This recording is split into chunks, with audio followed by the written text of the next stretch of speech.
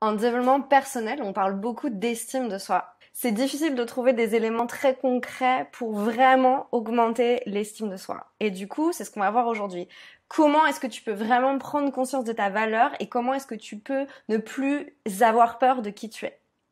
Déjà, qu'est-ce que c'est l'estime de soi? En fait, l'estime de soi, c'est la valeur que tu t'accordes à toi. C'est l'image que tu te donnes à toi-même. Quand on a une forte estime de soi, on a conscience de notre valeur, on a conscience de nos atouts, de notre vulnérabilité, et en fait, on est OK avec tout ça pour nous-mêmes et aux yeux du monde. Quand on a une faible estime de soi, on doute de tout. L'image que l'on a de nous-mêmes, elle est complètement biaisée. Et du coup, on est dans le jugement, dans la critique. On est très dur envers nous-mêmes, mais pas seulement. On est aussi dur envers les autres, en fait. Et d'ailleurs, petite parenthèse, si tu trouves qu'il y a des gens qui se la pètent, sache que ils ont une faible estime d'eux-mêmes. En fait, elles vont compenser en donnant une survalorisation, en montrant une survalorisation, mais ça prouve un manque d'estime de soi. Donc en fait, c'est quoi une haute estime de soi ou une estime de soi à la hauteur? Bah, c'est une estime de soi justement à la hauteur de qui tu es vraiment. C'est te reconnaître dans tout ce que tu es et l'accepter avec humilité. C'est quoi? Alors, il y a une différence entre confiance en soi et estime de soi. En fait, la confiance en soi, ça va plutôt jouer sur l'agir. Ça va jouer sur notre capacité à être dans l'action, dans le faire. Alors que l'estime de soi, c'est plus dans la valeur, dans ce que l'on est, en fait. Et dans un cas, on n'est pas capable, donc manque de confiance en soi. Et dans l'autre, on ne vaut rien, on ne mérite pas. Ça, c'est l'estime de soi. Les deux, bien sûr, sont liés. Quand on a un manque d'estime de soi, on va manquer fatalement de confiance en soi. Donc, on pense qu'on n'est pas capable. Ça, c'est la fausse croyance. Donc, on va rien faire. C'est-à-dire, on va pas agir, ou en tout cas, on va en faire moins parce qu'on va avoir peur d'échouer. Et le fait de moins agir, ça va venir affecter notre être, donc notre estime de soi. À court terme, en fait, le fait d'éviter les situations qui sont inconfortables, qui nous paraissent difficiles, ben ça peut nous faire sentir en sécurité. C'est ce qu'on appelle la zone de confort. On va y revenir.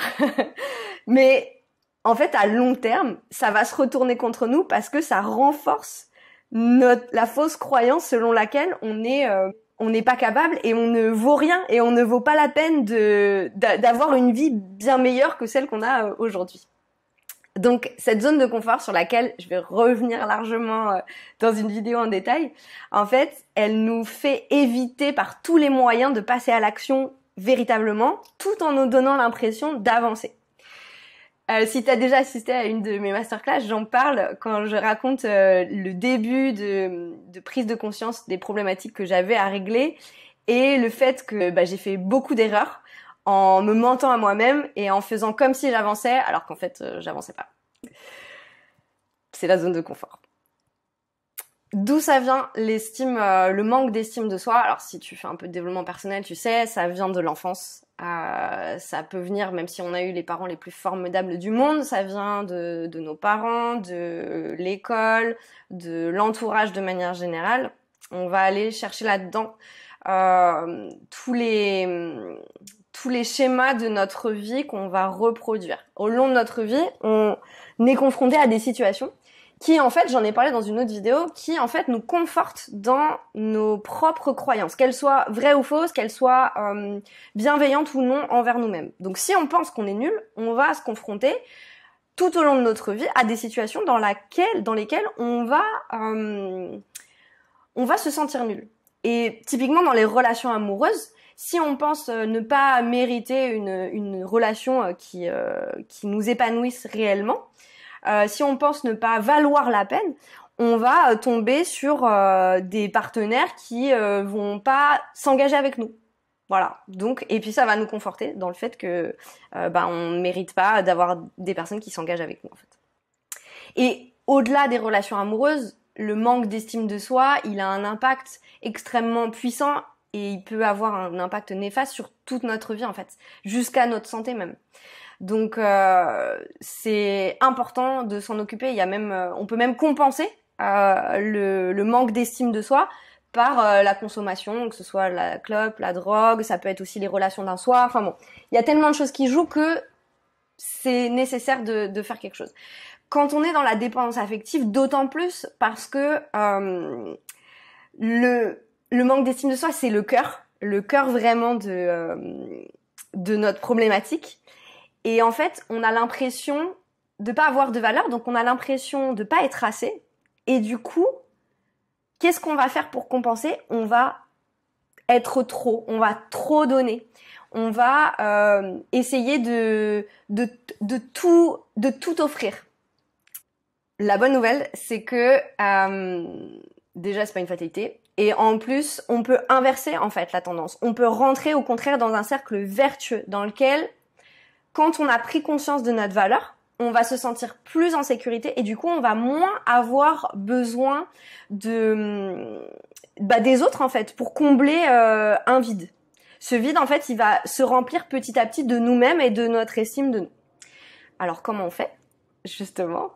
Alors déjà, tu vas identifier tes propres fausses croyances. Toutes les croyances qui existent sur toi. Aujourd'hui, d'ailleurs, j'ai parlé sur Instagram de ma timidité et de mon angoisse à aller au tableau quand j'étais à l'école. Et je pensais qu'en fait, j'étais nulle et que, en fait, si je faisais des erreurs, tout le monde allait se moquer de moi. En gros, on va dire ça. Toi, tes fausses croyances, c'est quoi? Est-ce que tu penses que personne ne s'intéresse à toi parce que t'es pas assez intelligente, parce que t'es pas assez drôle, parce que t'es trop grosse, parce que t'es trop maigre? En fait, qu'est-ce qui te fait dire ça? Quelles sont ces croyances déjà et qu'est-ce qui te fait dire ça? Quelles sont les expériences que t'as vécues qui vont te conforter là-dedans? Et une fois que t'as fait ça, tu vas penser à l'envers. Par exemple, tu penses que tu tombes toujours sur le même profil de partenaire parce que tu n'en vaux pas la peine, parce que ceci, cela. Et bah tu vas inverser le problème. En fait, tu vas prendre le truc à l'envers. C'est parce que tu penses ne pas mériter une belle relation que tu vas tomber sur ce genre de partenaire. C'est pas l'inverse. Et à partir de là, les choses, elles vont pouvoir commencer à changer.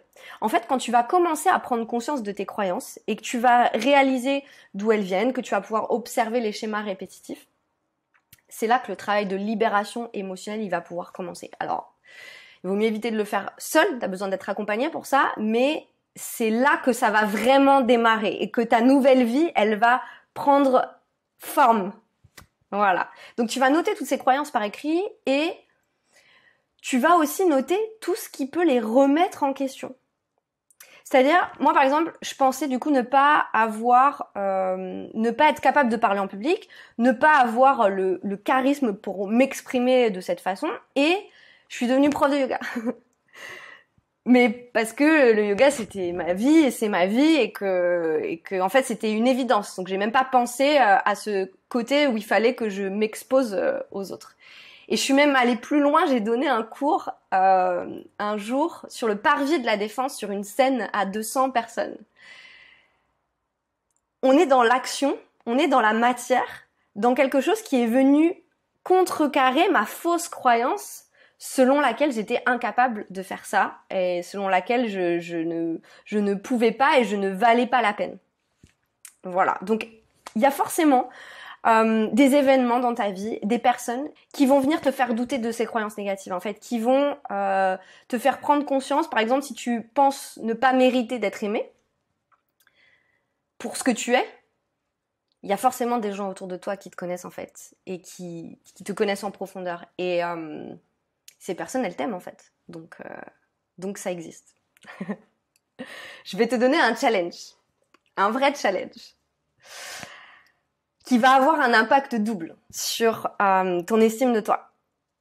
En fait, tu vas demander aux personnes qui sont autour de toi de te dire ce qu'elles pensent de toi en bien.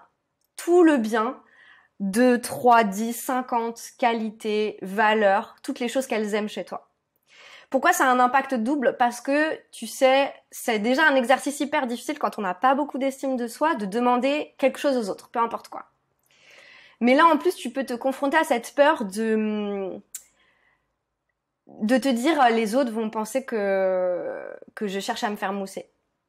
Formidable, très bonne nouvelle. S'il y a des personnes autour de toi qui pensent ça, c'est le bon moment pour les dégager et faire le tri. Ne garde... il y a que les personnes qui vont accueillir ta demande avec bienveillance et qui vont être ravies de te livrer toutes les belles choses qu'elles pensent sur toi qui méritent d'être dans ta vie. Voilà. Donc fais cet exercice. Et dis-moi en commentaire d'ailleurs comment ça s'est passé. Et puis donne-moi les choses qu'elles t'ont données. Pareil, en fait, j'aurais pu te donner un exercice comme il y a plein de gens qui doivent le faire d'ailleurs. Tu aurais pu juste lister tes qualités à toi, ce que tu penses, les belles choses que tu penses de toi. Voilà, je t'aurais demandé de l'afficher partout, au-dessus de ton lit, sur ton bureau, sur ton frigo, etc. C'est un super exercice, hein. Tu peux le faire si tu veux. Mais si tu vas pas chercher tes fausses croyances, si tu remontes pas à l'origine et que tu fais pas un travail de libération émotionnelle derrière, toute cette fameuse liste de qualités, qui est très importante malgré tout, hein, et ça se trouve tu l'as déjà fait, elle va avoir des limites parce que, en fait, tu vas rester dans cette zone de confort en ayant l'impression d'avancer. Mais tu vas pas réellement être dans l'action. Oui, tu vas être dans l'action parce que tu vas noter tes qualités.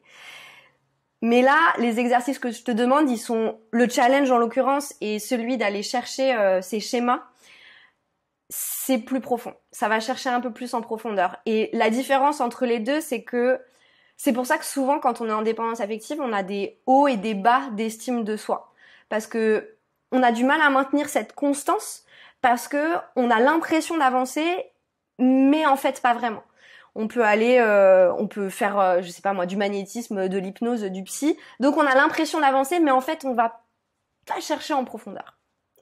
Si tu veux en savoir plus, tu vas cliquer sur le lien ci-dessous pour recevoir ton invitation pour ma prochaine conférence. Et bien sûr, tu peux nous rejoindre sur notre groupe Facebook privé. Le lien est aussi dans la description.